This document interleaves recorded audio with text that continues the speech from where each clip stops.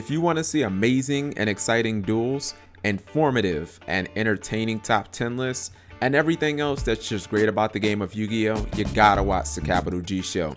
Shout out to my homeboy Dante. Ayy.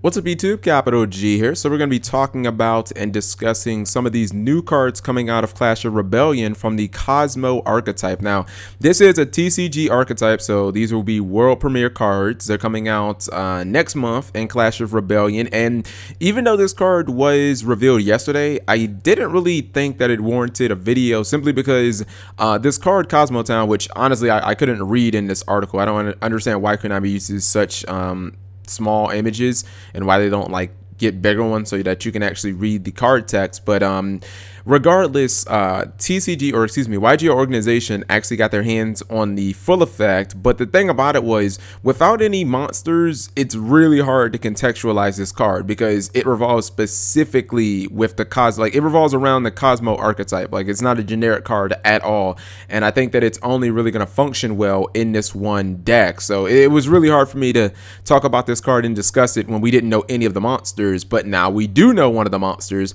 We know one of the level 4s that the deck is going to have. So anyways, let's first discuss the Kozmo Town field spell, which it says once per turn you can target one of your banished Kozmo monsters, return it to the hand, and if you do, lose life points equal to that original level times 300. That kind of reminds me of the UA signing deal, if I'm not mistaken. Once per turn, you can reveal any number of Kozmo monsters in your hand, shuffle them into the deck, then draw cards equal to the number of cards you shuffled into the deck. If this field spell is destroyed by an effect, you can add one Kozmo card from your deck to your hand. So it has 3 different effects. The first effect seems pretty good because, well, I guess actually we have to discuss this card's effect to really talk about why it's useful. Actually, let's go ahead and jump to the Good Witch, and then some of these effects might actually make a little more sense. So there's the Kozmo Good Witch. It is the first monster revealed. And you know what? Just to talk about the lore for a second here, it says in the year 1900 of the Imperial Galactic Calendar, an unlikely band of friends will join together for a wonderful and often terrifying space adventure. The backdrop kind of looks like something you'd see on like Star Wars or Thor or something like that. This seems like it's gonna have a really, like, they could make this into one of the best lures that they have for Yu-Gi-Oh! Like, I'm talking dual terminal level, because we all assumed when they said fairy tale archetype that, you know, it was going to be existing like fairy tales, whether they be Japanese or American or such, but nobody ever, I guess, thought that they would create their own fairy tale, just, you know, in some whimsical time period in a far off galaxy long ago or something like that. So this looks like the lore looks like it's going to be really good. And when I heard Good Witch, I was like, Wizard of Oz? Like, that's the first thing that came to my mind. Anyways, she's a level 4 psychic monster. Damn, I think teleport is level 3 and lower. And I think teleport might have to be tuners as well, but she's not a tuner. So 1800 attack, 1000 defense. She is light because she's a good witch. I like the stat line for a level 4 1800 is pretty much the standard. During either player's turn, I already like that, quick effect. You can banish this card, special summon one level 5 or higher Kozmo monster from your hand. You can only use this effect of Kozmo Good Witch once per turn. You can pay 500 life points, then target one face-up monster your opponent controls.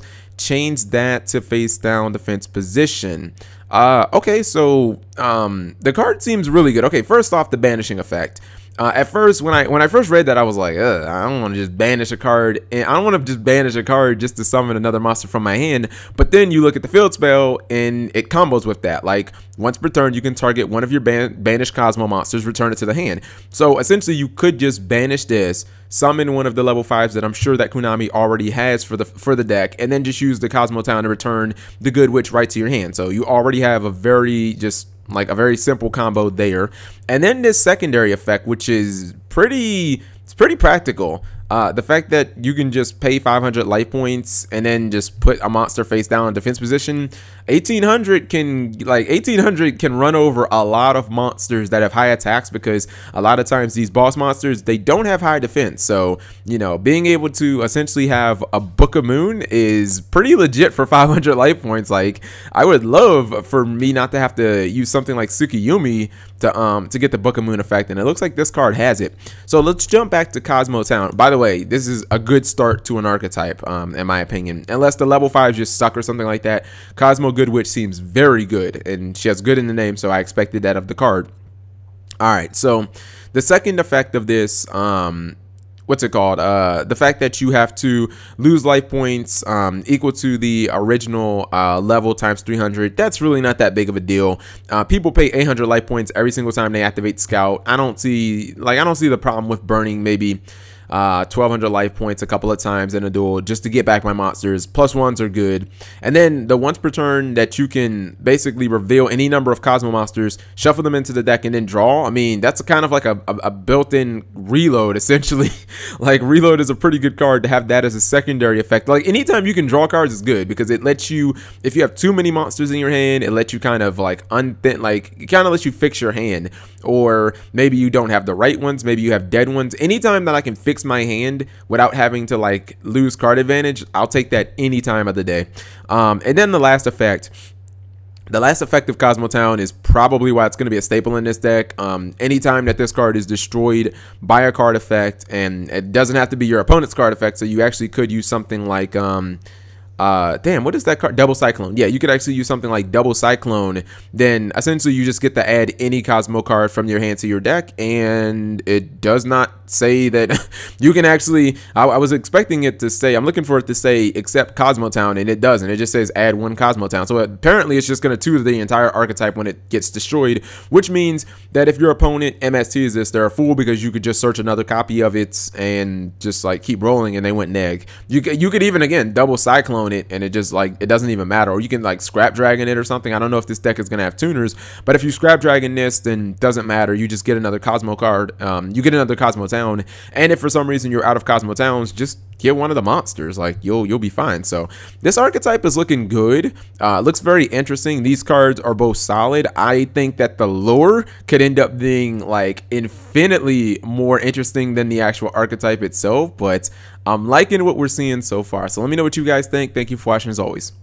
Subscribing makes life happy.